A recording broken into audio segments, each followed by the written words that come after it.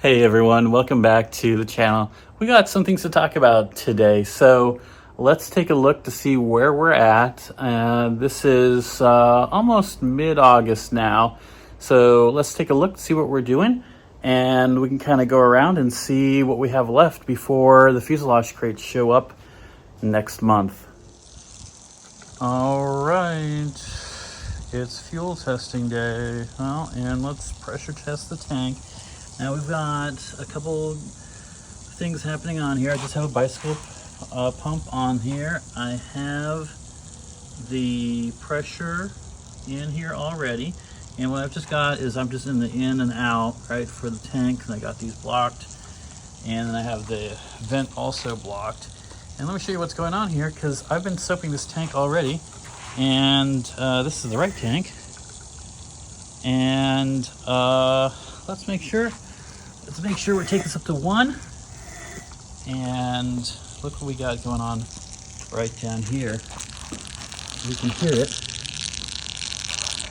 Yeah, right here. There's a tiny little hole right there that needs to get patched. So that's what we're gonna do. We're gonna check, make sure we don't have any other holes. But that looks like our culprit for this tank. And the good part is this is the top back of the tank as well. So I'm pretty thankful in this. Doesn't look like we have any problems going on with the rivet. It looks like it is just right there. And that is the only leak this tank has. So I'll mix up a batch of fuel sealant and we'll go in right there and we'll get this thing sealed and then we'll test it again in another day or so. All right, here we are with the left tank and it is holding right about 1 psi. It's interesting, it actually seemed like the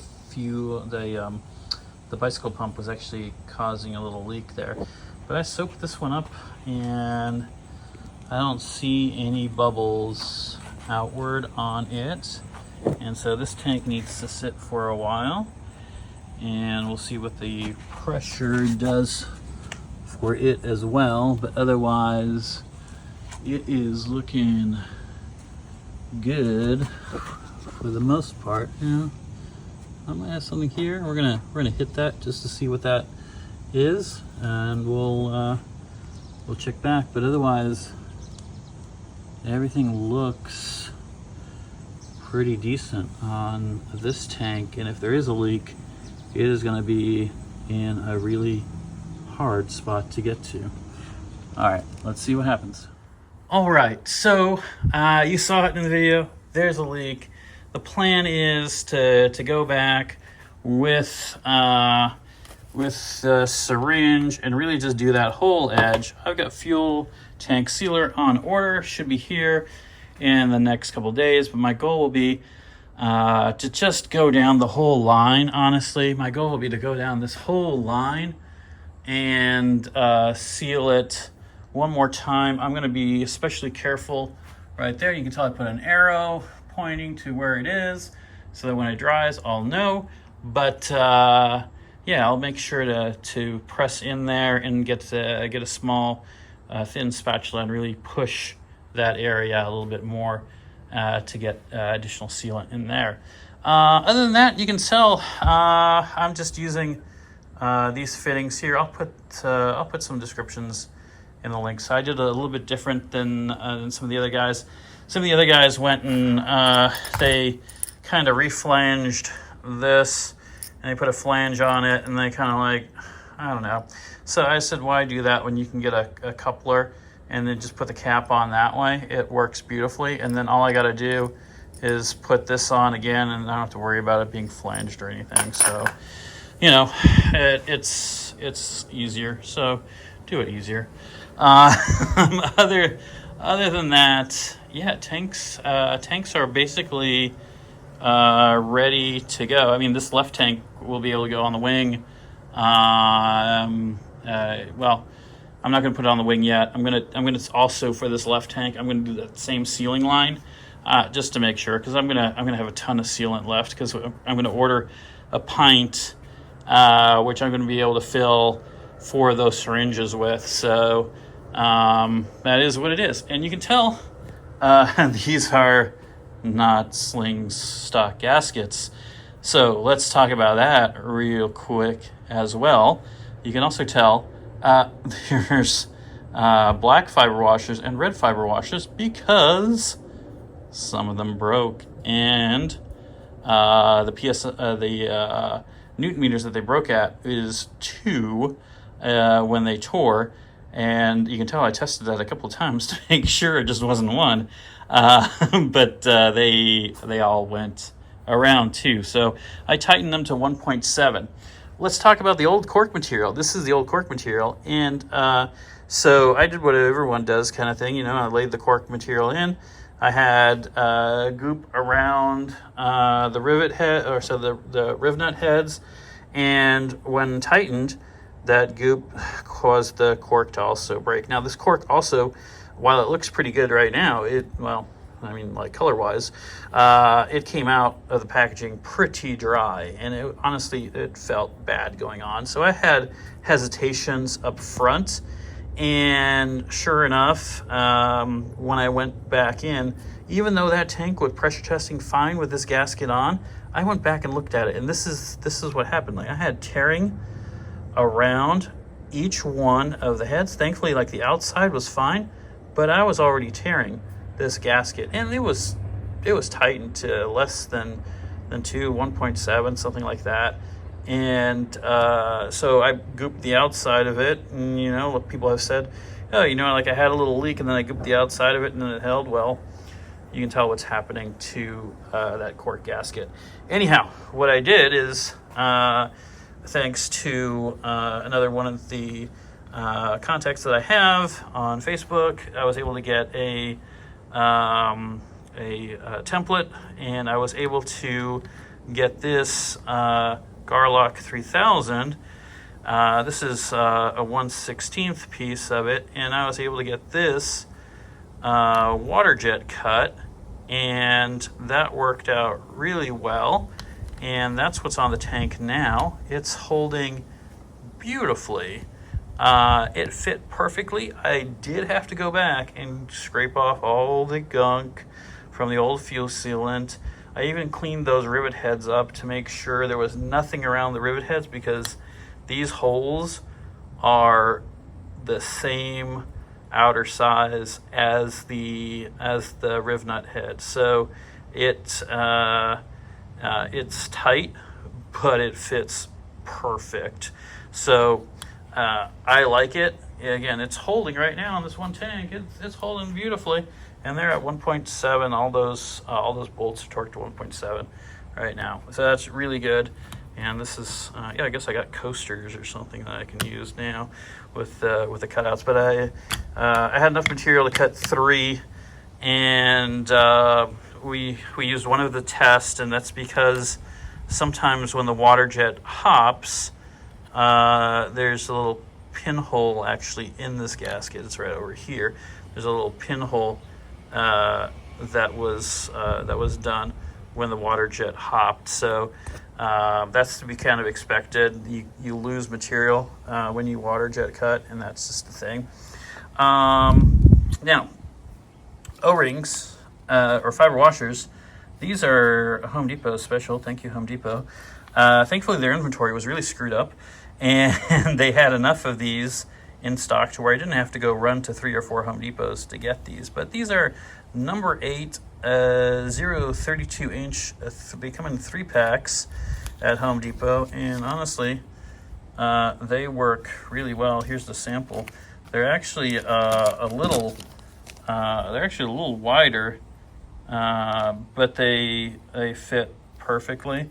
And you can tell I got a couple left in there because I didn't know how many I'd need up front, and of course I got one bag left. They're $1.25 for 3 of them, and honestly, you need them. And then what else here? I've got just the spray bottles that I used, soapy water. To test the tanks, I just sprayed it down with a pretty thick mixture of Dawn with water. So I don't know, like I filled this bottle up. I put a couple squirts of Dawn in there and then filled the bottle up. And then to clean it up, I just used just straight water to spray it down at an angle and just clear off the soapy from there. Yeah, so that's that. Other things that are happening, let's take a look here.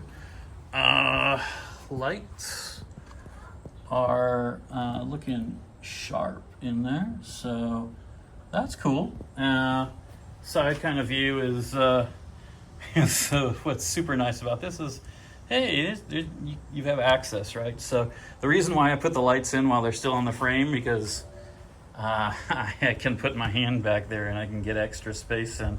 So yeah, may regret, may not regret, I don't know.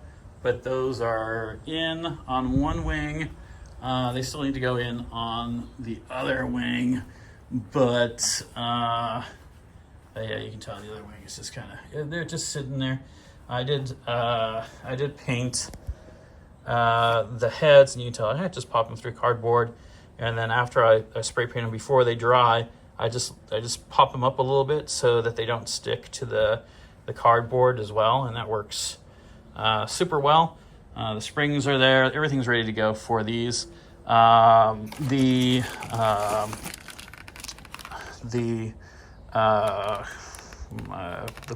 plastic covers for the lights, these are all drilled. Everything looks pretty good here, and I used my squeezer to get some solid rivets in on those. So there's some solid rivets for you. Another use of the squeezer right there, guys. It worked perfectly to get them squeezed on there. Super happy with those solid rivets as well. And yeah, that was cool. So what we have left, well, as you can tell, the wingtips need to go on. They're still hanging. They've been hanging there for, I don't know, 3 months. But they need to go on. So once the fuel tanks are mounted, I'm going to then check out that deflection, by the way. Check out that going on the fuel tank with the pressure. That's pretty cool. But yeah, once these wings get their fuel tanks, I'll take them out of the frames that they're in, and they'll end up going on the table. I've got the foam board for them just to lay on the tables as well, and I'll scoot these tables in somewhat so that the edges of the wings are hanging off, so that way I can work on them better. But yeah, those tips will go in. I need to finish constructing the wing cradle itself. I got the parts all cut out. I really just need to get the 2x6s for them. And then my flaps are pretty much done. They just need to have the ends riveted once they get mounted. The ailerons, I've been waiting on parts from Sling for like 9 weeks, something like that, 10 weeks now. And I think my finishing kits are gonna arrive before the parts are actually gonna arrive. And those parts are in the finishing kits. So, well, the wings are gonna be in the stands because there's no room for the crates, obviously, in my garage.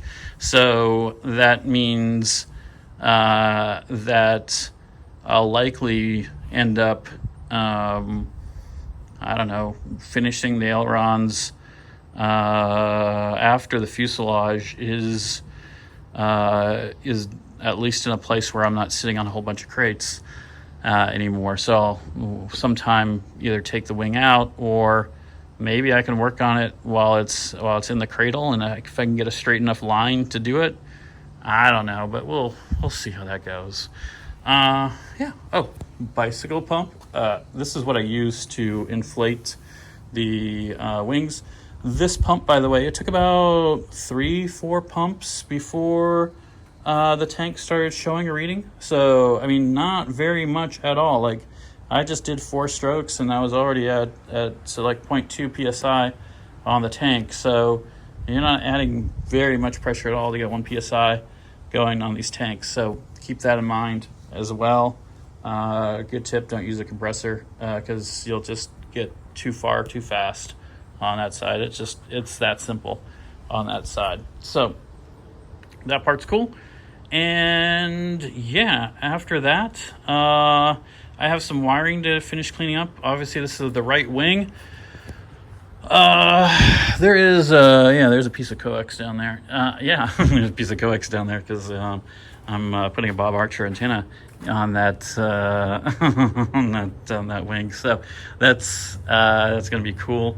Once that Bob Archer antenna gets set, it's going to be really nice to not have to worry about that on the tail. So I won't have a VOR antenna on the tail. I will have it in my right wingtip.